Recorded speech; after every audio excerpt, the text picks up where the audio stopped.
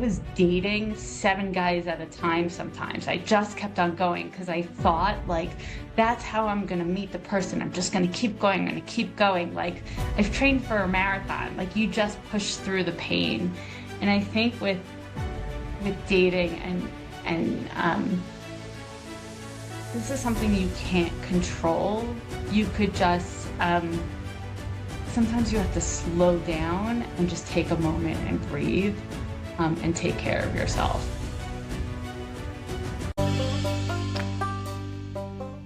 Every day, we are blessed to interact with some of Colorado's most interesting people.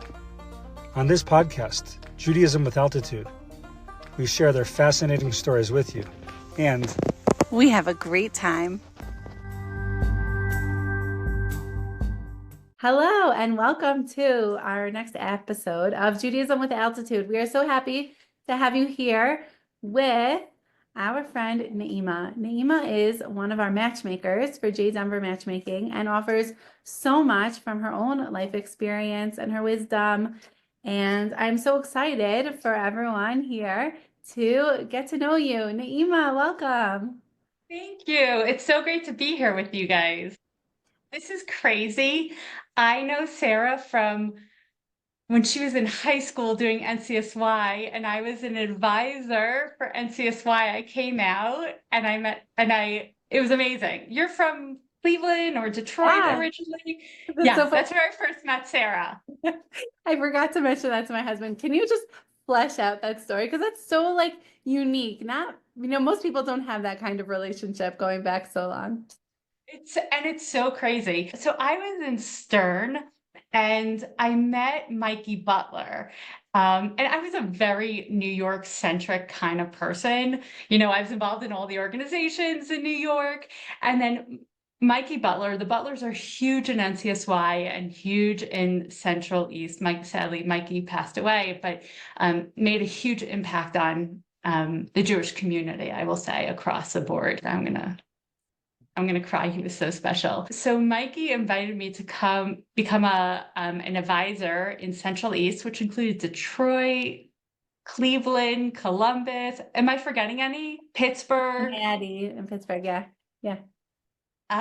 So it was my first time going out to the Midwest, and I used to go on NCSY Shabbatons as an advisor, and I met unbelievable people. And Sarah was one of the students who came on Shabbatons. That's right. I was very into this. Yeah. So just to explain, the NCSY, for anyone who hasn't heard of it, is a Jewish youth group organization run by the OU, and I was like, that was my life in high school, was going to these Shabbatons, these weekends, and having these friends from other cities, and you see each other when you get together, spend the whole weekend together, and like staff, advisors would come out from New York, from like a college age, and come and hang out with us, and it was so cool and so fun, and that's such a fun like tidbit to have back. I totally forgot about that. It's funny because that's also how I met Sarah. I was at an NCSY. Oh, really? In Yarchei Kala. Yarchei Kala. Oh my God, that's so funny. And I have to say, NCSY, like if you went to school in New York, was not something you were involved in because our social lives were like part of our school. Like we went to big Jewish schools and like camps and stuff like that. So yeah, but it was a great experience. I will say that. That's so special. Yeah, so fun. So fun. We go back all that way. Yeah. Can you tell us more about yourself? So we know you know a little bit now, but fill in some of the gaps. Sure. So I'm originally from New York, born in Brooklyn, grew up in Staten Island, lived in the city in Manhattan for 17 years. I actually moved out to Colorado. I'm a COVID transplant. To Colorado. New York was just terrible during COVID. And I tried to get into Israel, which is part of my dating story also, but I tried to get into Israel. I couldn't. And then ended up coming out to Colorado, thinking it was for 3 months. And then I just kept on extending because my job was remote. And then 9 months in, decided to stay because I fell in love with living near the mountains and like being under 2 hours from Vail and, hiking was a half hour away from my house, and I decided to stay in Colorado. So I'm a relatively new transplant to Colorado, but love it. Professionally, I used to work on Wall Street. I started my career on Wall Street, and then I went back to NYU. I have 2 masters in Jewish history and nonprofit finance. And then I became a philanthropic consultant for a firm, and I was consulting to like the Smithsonian, Harry Winston, like major organization, the American Red Cross. And then one of my friends asked me to join a fundraising team at the Federation, and I joined the Wall Street team, and I raised money from people on Wall Street. And then I became a director of development for a microfinance organization in New York, which was really cool. And I was able to work remotely during COVID. That's how I was able to come out to Colorado. And then when I got married, I started my own consulting firm where I advise nonprofits how to raise money. I love people. In general, I'm curious about people. Oddly enough, I'm also a little bit of an introvert. I'm an ambivert, which is funny when you talk about fundraisers, because they're usually these really, really outgoing people. But I have an analytical mind with a social conscience. That's what I say. And I love what I do. I have to say, like during my single years, I traveled the world. I made amazing friends all over the world, and very close with my family back in New York. So those are all values Beautiful. that I try to live. Yeah, it's nice to Did see. I- It's nice to get to know you outside of the matchmaking context a little bit more. I'm gonna pull us a little bit into the matchmaking Sure. topic here. Can you tell us a little bit about your own dating experience and what led you to become a matchmaker? Sure. I know I'll finally talk about my husband, who is wonderful, and you'll get to know him a little bit more as well. So I actually started dating when I was in college. I went to Stern College, and there was, I think, pressure from the first day that I walked in those doors to start dating. So I started dating at 19 years old, and there's this philosophy, like you graduate with an MRS, and that's what success looks like. And I didn't get married in college. Like I had bigger dreams. I wanted to, become a businesswoman. I wanted to live abroad for a year, but I think I never could have articulated that I wanted more from life than just to get married. And I started dating young, and it was sad because when I was 22, and in hindsight, this was I really think our community has to be better at talking about this. But I felt like a failure at 22 years old in my dating life. And I think it was a struggle. And I dated for many, many years. I got married at 41. So that was 21 years of dating. And over those 20 years, I did a lot of self-growth. I grew as a human being. But I have to say, I always felt like I wasn't good enough because in my community, I don't want to blame my family, but it was family pressures as well of like, if you're not married, you're not a valid human being within the community. And I really, really struggled with that. And I think I put up a lot of walls that it took me 21 years to break down through my dating experience. So I dated in New York a lot. I had been in a number of serious relationships. And I look back now and I was like, oh my God, they were all the same kind of guy. So I think I really knew what kind of person I wanted to be with. I dated really, really smart guys who were really good at something that they did in their lifetime, whether it was professionally or in their hobbies. And I got set up through many different avenues, through friends. I was on the dating apps for a while. I did saw you at Sinai, but towards the end, I wasn't on there. I met a lot of people just through my walks of life. Also, like I used to go on single skiing trips as well. So I've been there. I've been through the whole process of dating. And I have to say, it was hard. The one time when I was in a good place and I felt good about myself, that's when it became more of a pleasure. Because, as a fundraiser, I did like meeting people. I love the opportunity and the thought of going out there and getting to know another person, which made my dates better actually. And funnily, when I became a fundraiser later on in my career, if a date went bad, I actually ended up soliciting them for a gift for whatever organization I was working for. And I have to say, I've raised thousands and thousands of dollars for the Jewish community through my dating. So What a great twist. That's amazing. so good came out of my dating. But I have to say, I did a lot of self-growth throughout my dating. And a big help for me was at one point, my mother had met this Chabad rabbi at Lenox Hill Hospital. My grandfather was there, and he became a spiritual guide for me. And especially when I was in bad places, I have to say, when it was really, really hard, he uplifted me, and he kept on saying, your husband is out there. He said, your husband is just not ready to meet you. He's doing the work. He's like, I see you've done the deep work on a emotional level, a spiritual level, on a physical level. And he said, just believe it's going to happen. And in those moments, it was hard to have that belief, but he really helped guide me through it.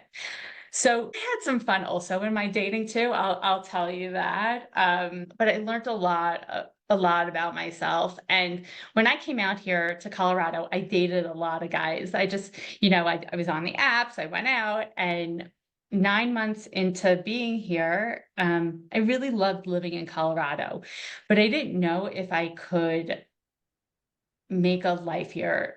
At some point I was 39 years old and turning 40, and I was ready to live a life on my own. I felt my life was full here in Colorado. I had the community here open their arms to me.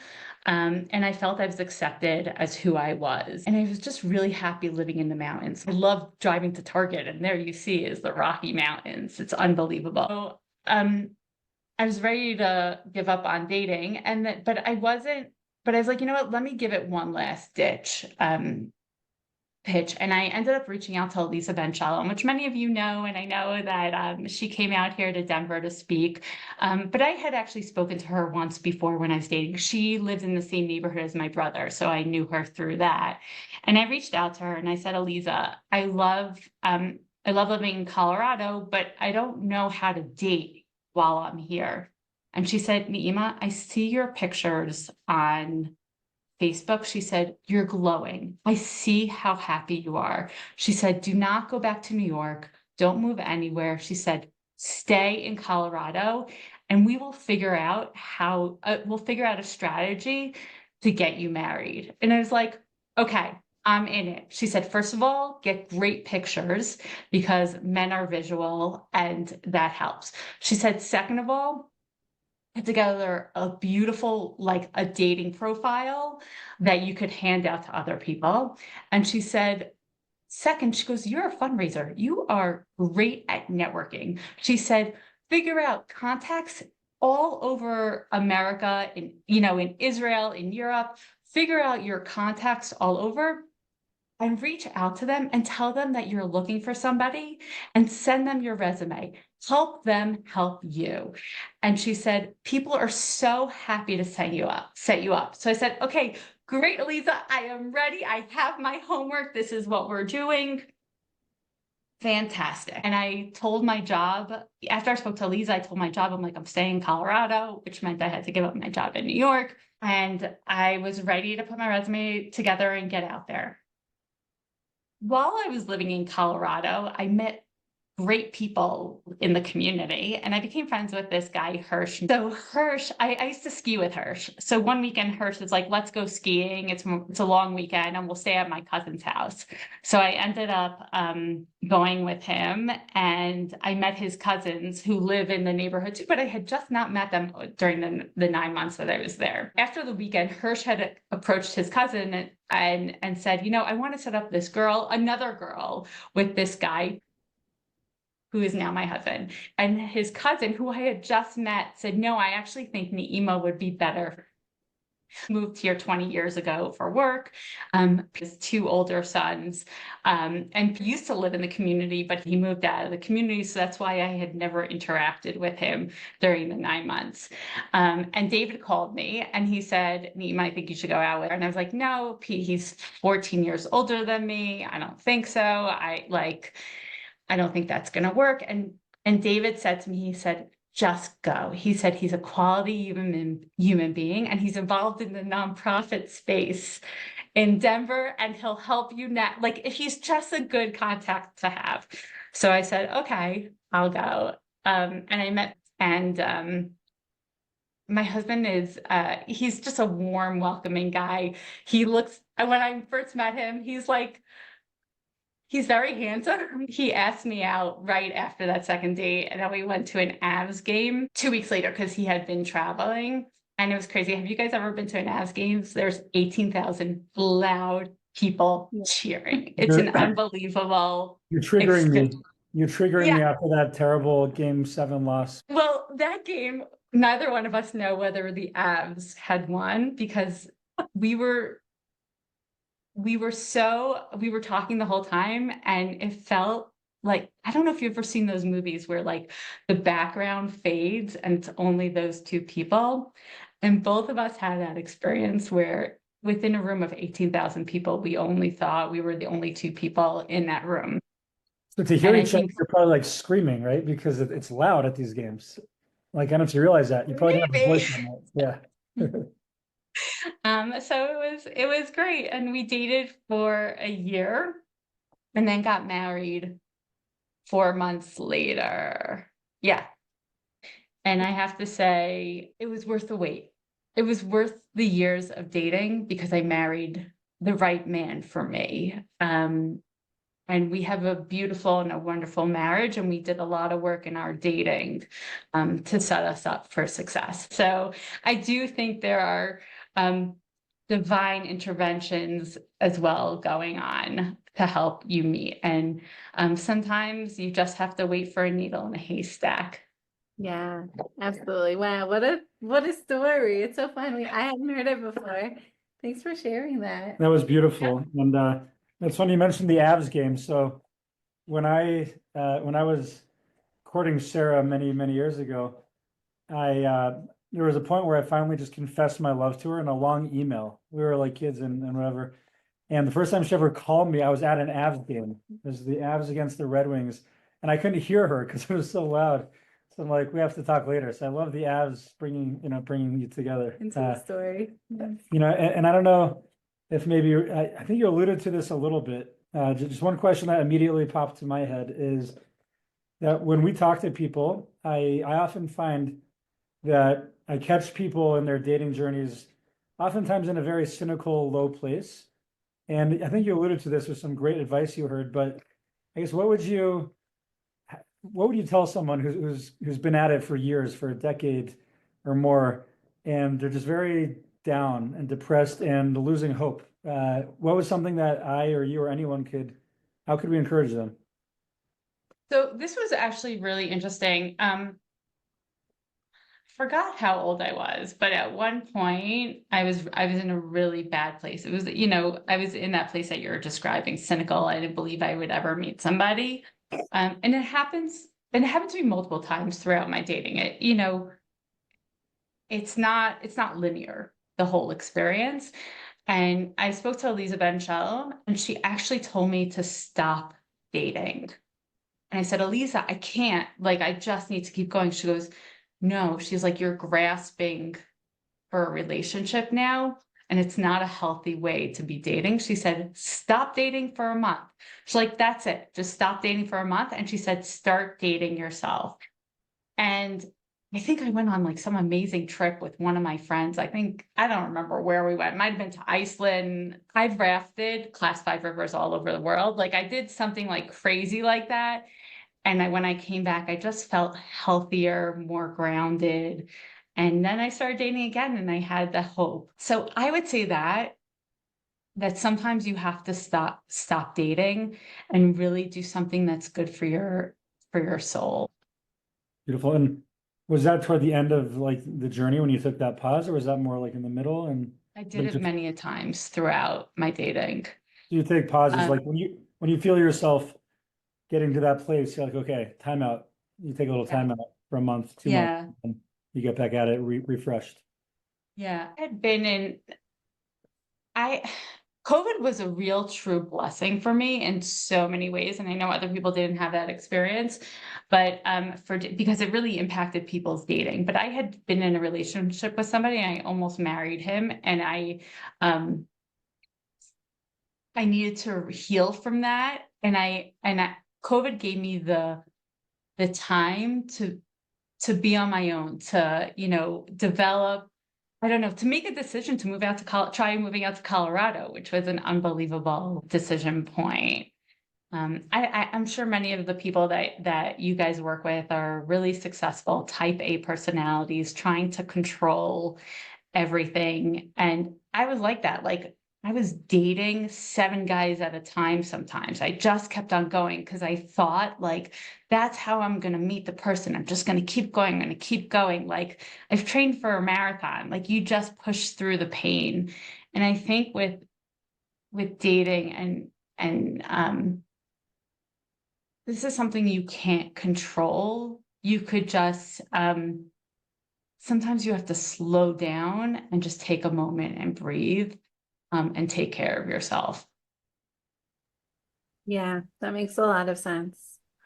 A lot of sense. Can we talk more about like the compatibility you mentioned with your husband about him being 14 years older than you? And can you help reframe some of these ideas of, what should a person be looking for? What are non-negotiables versus what are some things that maybe can be more negotiable? How can you work through them? What's your perspective on that? Sure. So after that relationship, a relationship that didn't work out, somebody recommended I read this book called Attached. And I had heard about it a few times, but I never picked it up. And then finally I'm like, all right, I'm just going to buy it off of Amazon. So I read the book, and Attached is by Amir Levine. It's about science. It's about how we attach in relationships. And it talks about 50% of the world has a secure attachment style where they could be in a close relationship, but they also know how to regulate on their own. And then 50% of the world is insecure, and they have an anxious attachment style where like they cling to somebody, they need validation from somebody in a relationship. And then there's the avoidant. It's somebody who can be in a relationship, but they're actually scared of closeness. It's much more complex. I highly recommend this book. So I think when I was 38 years old, I actually started dating with this sort of framework of what kind of person I needed versus what I wanted. And I realized I have an insecure attachment style. I actually have an anxious and an avoidant. And I think it came from like dating a long time, some certain things. Attachment is actually something you could heal. I highly recommend reading it. So when I first started dating my husband, I actually asked him straight out. He read the book and he took the test, and he had a secure attachment style. And I have to tell you, I felt that before we even had that conversation, because I think it was a few weeks in that we had that conversation. My insides were so calm being with my husband. And it's funny because it's not something that you could put on a dating profile, but I think it was this is something that I've spoken to a number of my friends who got married later in life. And I said, what was the thing that really made you connect to this person and decide to marry this person? And everybody had said, I just felt calm and secure with my partner. Which is fascinating. So that's one piece of it, of why my husband was amazing. So my husband and I are 14 years apart. You know, my husband's divorced with 2 children in their 20s. I have 2 stepsons. I never thought I'd become a stepmother, but they're fantastic. And my husband, he grew up modern Orthodox like I did. We actually had the same exact upbringing, which is kind of ironic. Like our families went to the same shuls. It was amazing. So, you know, if somebody had asked me when I was younger, when I was dating, if I would date somebody who was divorced with kids, I think early in my dating, I would have said no. And I did say no, actually, when somebody tried to set me up with my husband.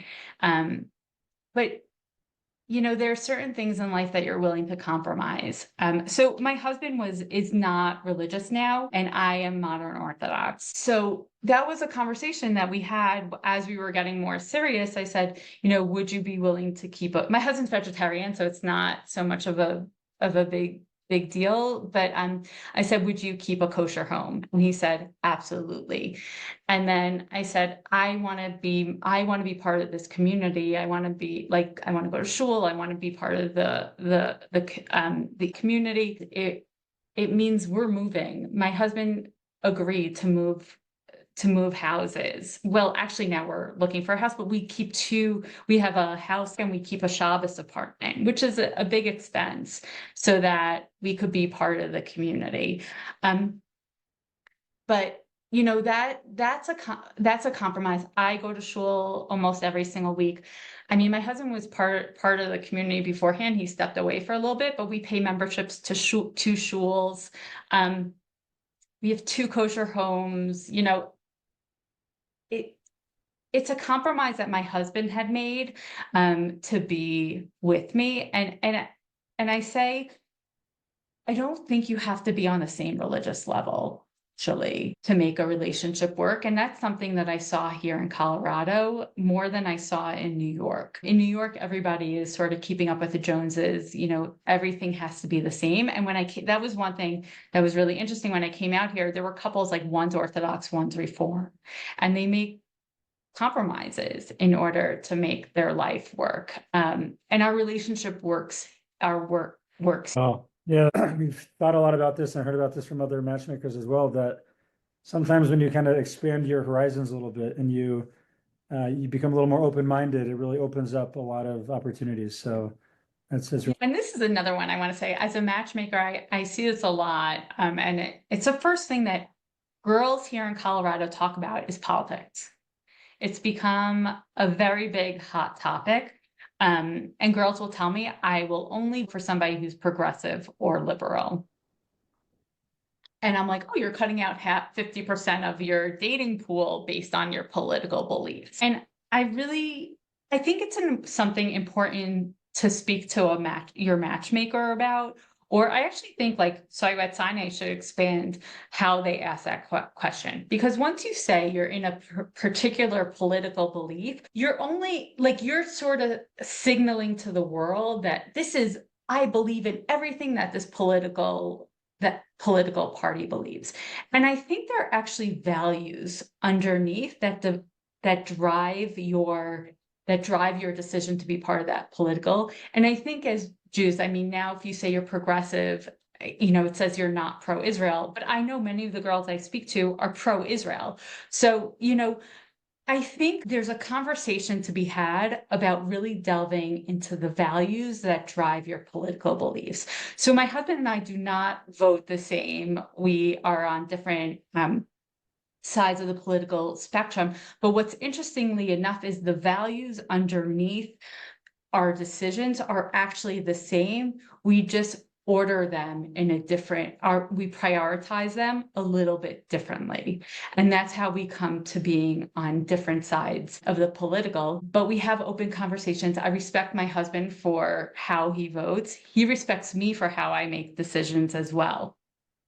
So I think that's another piece is, try to take yourself out of a bucket. And I know it's really interesting. I've been reading a lot of books about the dating apps and how,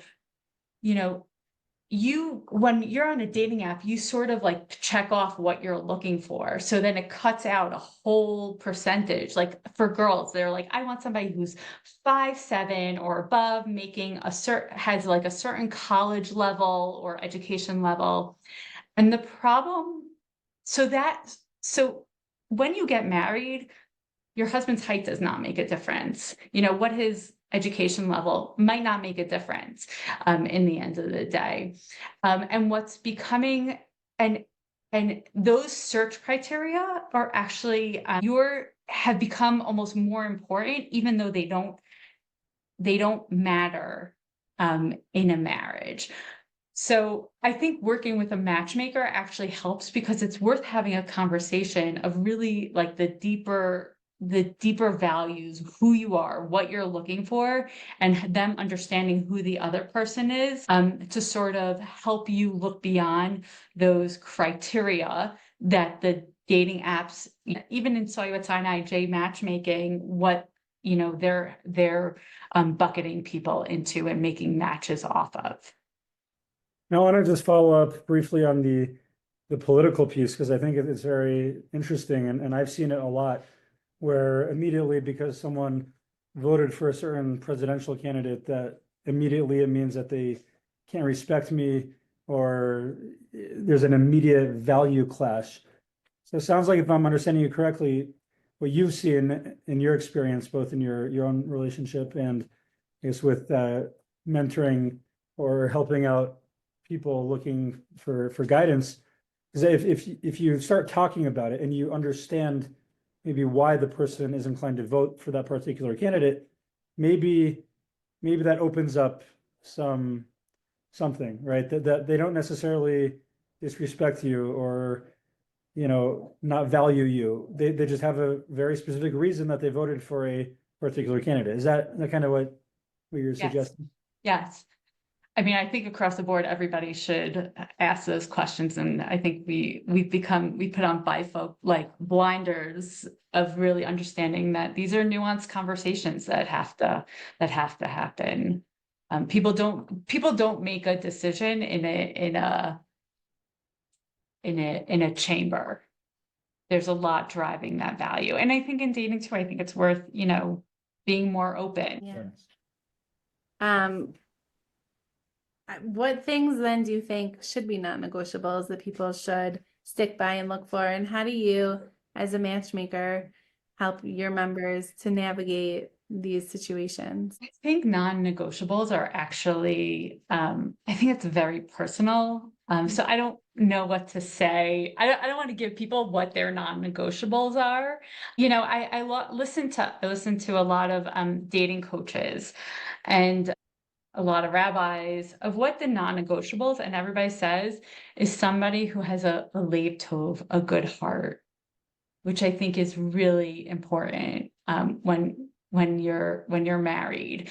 I'll tell you, challenges come your way, and in the end of the day, you want somebody who is kind, who you could go through a hard time with, not somebody that you're scared to have that time.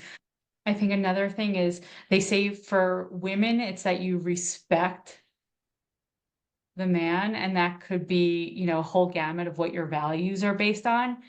And for men, it's that they have a feeling that they want to protect and take care of this woman. And then, another thing I really think based on the attachment style is that you feel safe with each other. And I know these are hard non-negotiables that are so hard to like put on paper and discern, but I think it could look different for different people based on their upbringing, based on their values. Yeah, that makes a lot of sense. What what are some other topics that you think couples should cover when they're dating in their conversations?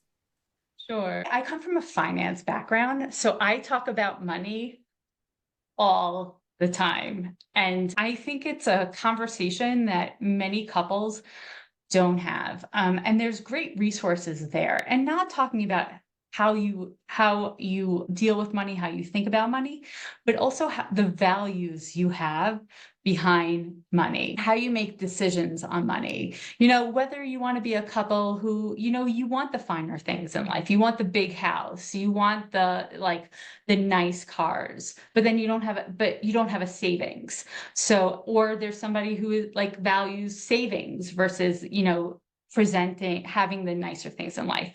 So there's different drivers behind our financial decisions. And I think that's a really important conversation to have while you're dating. I also think talking about intimacy, and there's so many resources out there also of how to talk about this topic. And I think another thing is just, what kind of people you want to be in a relationship. So I'll say my husband and I came into the relationship, we're both older. We don't believe that, 1 + 1 = 2. We believe like 1 + 1 = 1, actually. We both came into the relationship as independent human beings, and we wanted to support each other of continuing to grow as independent people. So I'll tell you what that looks like is friendships are really, really important to me. I dated for a long time. My friends really helped me get through really hard times. And my husband understood that these friendships were important. My husband supports me in going on vacations with my girlfriends, even as we're married. My mother's like, "What? You're going on a vacation with your friends?" I'm like, "Yeah, these are important relationships in my life." My husband has 2 boys.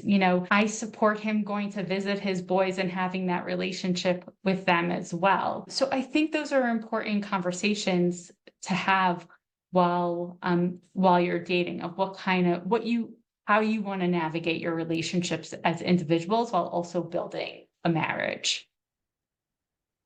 That makes a lot of sense. Can you share any stories of either, personal story or something that you've seen amongst your friends or those you're working with as a matchmaker, just in dating, and something that maybe didn't work out and what could be learned from it? Because I think a lot of people, there's like you said, there's a lot of going out with different people, and when it doesn't work, it could be really hard. And I think to the extent that we're able to take something away from the relationship, like you said, when you're fundraising, how you're able to do that, I think that's brilliant. But like to help more, just I think stories, they appeal to the heart, more finding that silver lining within whatever situation a person's going through at the moment. Well, I have to say, as I dated a lot in New York, and it was funny because I actually went on one date, and I went on a date I got set up with this guy. I think it was actually through Soyu at Sinai that I got set up, and we went out, and he wasn't for me. And I remember my mom being like, "Why do you like him?" And I'm like, "I don't know. I didn't feel." I didn't feel aligned with him. Like I wasn't excited to go out with him again. Um, but I said, I actually think I know somebody for him who's better. And I ended up setting him up with this other girl, and they ended up getting married. I've made 3 matches, and it's funny. That was one of my matches is I used my dating as a way to set other people up. Because I got to know people and what was driving them. And that made me feel really good. Because I think I was in a point where I was so tired of dating, and I'm like, why am I doing this? I just keep going out over and over. And that was one positive. So, that's another point of advice. Like if you keep going out, like get to know the person, like give them the time, because maybe they're not for you, but maybe they are for one of your friends, and you could make a match. It's funny because I traveled all over the world and I made friends all over the world. I ended up meeting this guy through it was Frumster. who lived in London, and we became friends. And when I was in London, I ended up meeting him.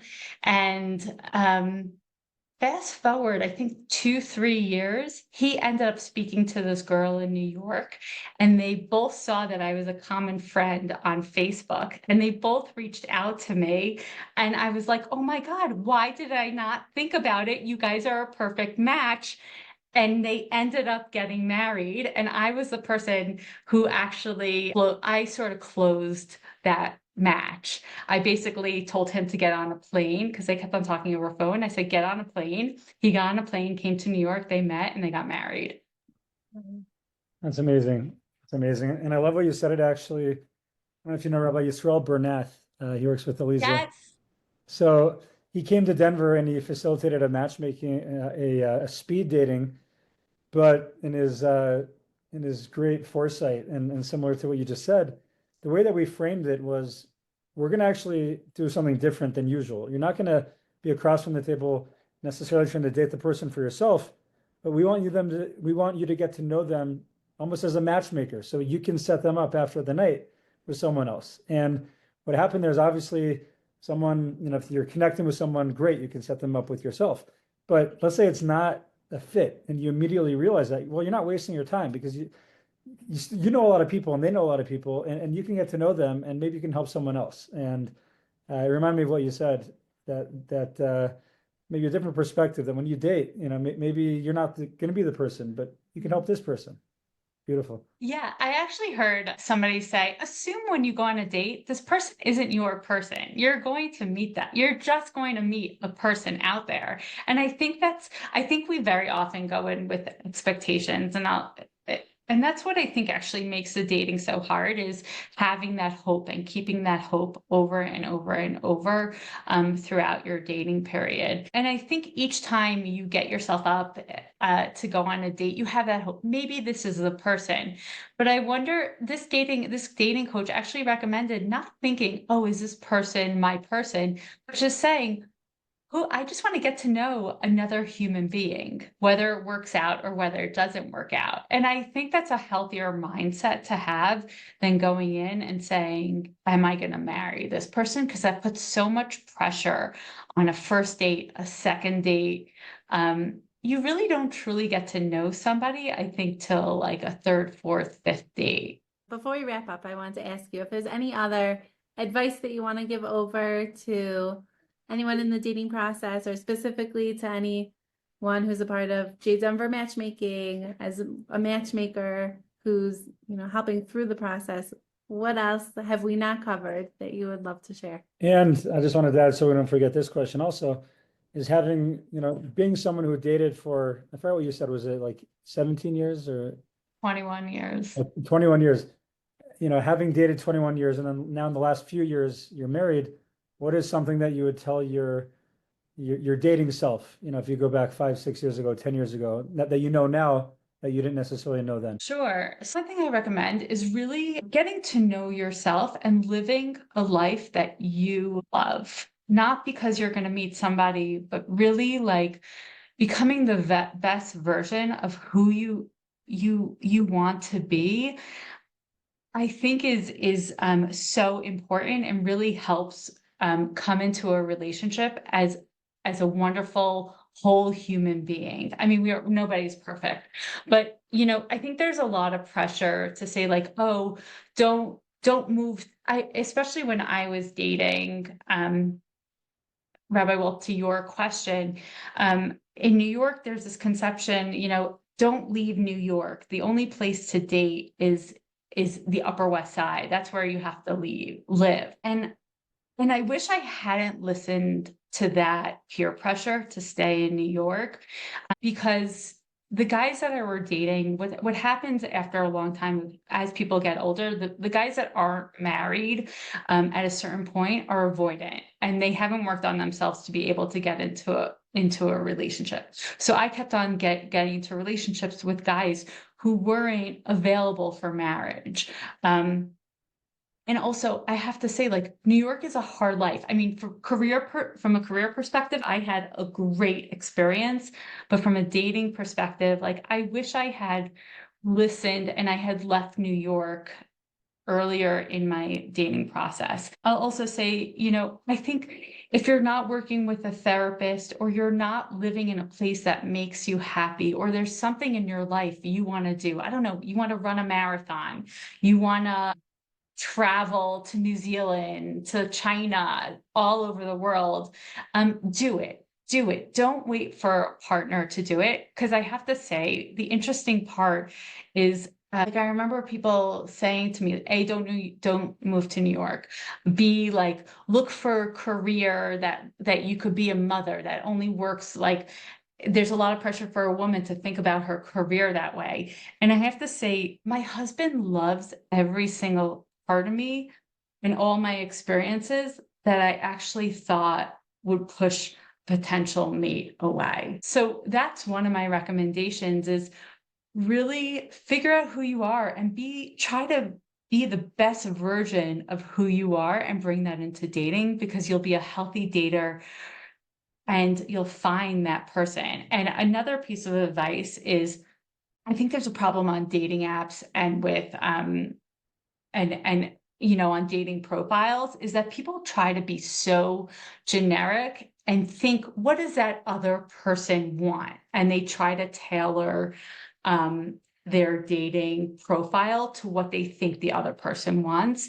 My recommendation is really to be honest of who you are, what your values are, what you're looking for, and what you bring to a relationship.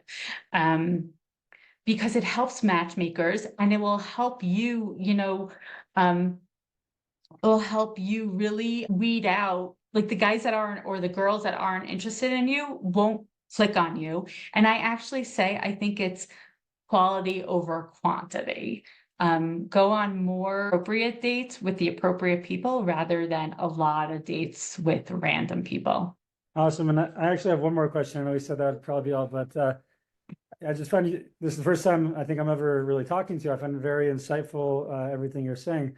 So I'm just curious what you would tell this person, because I literally had a conversation with someone the other night about a dilemma, and I'm just curious your thoughts to see if what you would say about this. So there's a person who, as someone who very much might be someone special, might be their person, who lives in New York. This person is in Denver now, and this person also has aspirations of ending up in Israel and being in Israel.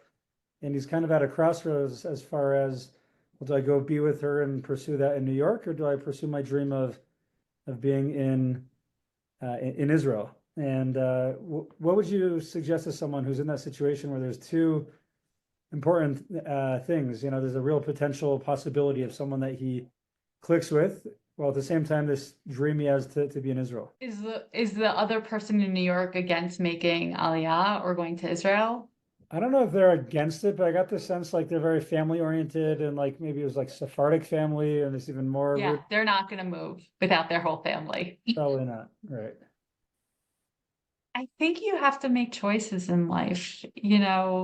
I think this person has to really sit down and figure out what their values are. If their real value is to make Aliyah, and that's where they envision their life, I think it depends, like, on different situations. I would want to know more of, like, where they are in this relationship. If she's unbelievable and this is his person, then he should compromise and live with her. But if his true essence and his dream is to be in Israel, I don't know if he'll ever be truly, truly happy living here.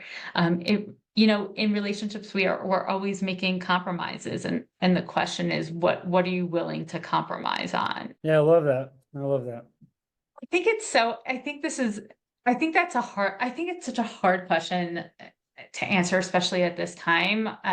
Sorry, maybe I'm a realist or a pessimist. I've studied Jewish history, so I wonder, I believe we're all going to need to move to Israel at some point. I don't know what our future here in America is. And my question is, are you moving now, or are you moving when you're forced to? I hate asking. I hate saying that. That's how it's been every single generation of our history, right? At some point, we had a good run in the country we're in for sometimes hundreds of years.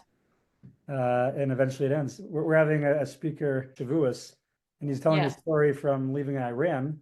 Yeah, where, I heard it. It's unbelievable. yeah, It's and they unbelievable, could his run in story. Iran for 2,000 years, and then it was time, to give Yeah. it. So, I mean, well, I'm a grandchild of Holocaust survivors. Like, you get it. I Yeah. I get it. I get it. And yeah, that's a hard that's a hard question. I also, as a matchmaker, I'll say this, I'm still learning the right questions to ask in order to decipher whether somebody should, like, what decision, what are the points that you have to make a decision to decide whether this person is your person. I think in the end of the day, it's you have to decide whether you're willing to compromise on certain things. And it's hard as an outsider. I mean, you guys are probably better at this than I am of, giving the advice of whether to decide whether to marry this person or not. I'm also speaking to somebody. Um, so if you guys could share that insight with me of, like, how do you help somebody decide whether this is their person? Yeah, I mean, I don't know if there's any real easy answers. Like I love what you said, and I think these are both like very true points. Well, asking the right questions and that getting them to make their own decision, and that feeling inside, right? Like you said, of just feeling calm about it. And then also, yeah, it's the choices and priorities. At the end of the day, like it's not like there's one person that each of us can marry.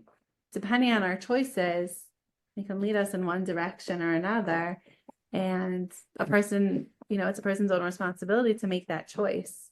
Yeah. And you have to know what your non-negotiables. Like, I had one non-negotiable, and it took my husband a little bit of time to figure out if he was willing to negotiate on that point. And he changed his mind, and that's why we dated for so long, is because he had to he thought he was, like, retiring to Taos and, like, working part-time here. And I had a non-negotiable that he had to decide whether he wanted to compromise on. I think each person in the relationship has to know what they're non-negotiable and what you are willing to negotiate. One last thing is, I know you mentioned this to me beforehand. We had talked about this book, Elisa Ben Shalom's first book, that you said was helpful in the dating process. And can you just speak about that a little bit? Sure. I'm trying to remember how old I was when I met Elisa. She was just starting out to become the Elisa Ben Shalom that we all know and love. And she wrote a book. Do you remember what's the name of the book? Get Real, Get Married. Get Real, Get Married. It's a great book because she actually helps you how to hone in on how to prepare yourself for marriage, to get into the right mindset. And I have to say, I picked up that book multiple times during my dating, my dating journey. It's a great, great book. And what's interesting off the back of that, I just heard this statistic. I don't know if it was from Devorah Kugel or from Elisa Ben Shalom, but 85% of people who end up going to a dating coach end up getting married within a few years of going to a dating coach. So I think there's something about, whether it's reading this book, which I think I recommend it for everybody. There's a few books that I recommend for everybody to read. It's that one, her other book, Matchmaker. Another one is Attached. And the other one is, I can't remember the name of it right now. But 85% of people who end up going to a dating coach end up getting married soon after. And I think there is something about having the support to get very clear and focused on what you're looking for from a partner in a relationship. And it helps you hone down that search as well. That makes a lot of sense. Thank you so much. I could just keep going this conversation. I love speaking with you. Thank you for sharing who you are and your wisdom. And if someone wants to work with you as a matchmaker, what's the best way to get involved? Well, Sarah has my number. I will say that, but I'm also on the website. You could search me as Neima Schwartz. That's my married name. Or I'm on LinkedIn, Rachel Chasky. That's a different name. I advise nonprofits how to raise money, so I run my own consulting firm. So you could reach out to me through LinkedIn, through Facebook. I'm happy to work with anybody, or even just have a conversation and just share my experience with you or share tidbits. I I just want to say, in finishing, is dating is hard. It's a hard process and a hard journey when you're sitting in a place where you have no control and it's something that you deeply, deeply want. And I have to say, find people who could support you through it, whether it's a rabbi, whether it's, a therapist, a coach, a married friend, because it can be a lonely process, and having the support you need really helps the whole process. Definitely. I love that. So much good advice here. To our listeners, you could just listen to this again, listen to it again next week, maybe again in a couple weeks. There's so much really to offer and to take from this. And thank you so much, Neima, for your time and for joining us. My pleasure, and thank you guys for doing all that you do. Thank you. I'll put a link below. We will have a link to your book recommendations for everyone and how to get involved with JDenver and make a profile, and we can connect you. Yeah, thank you.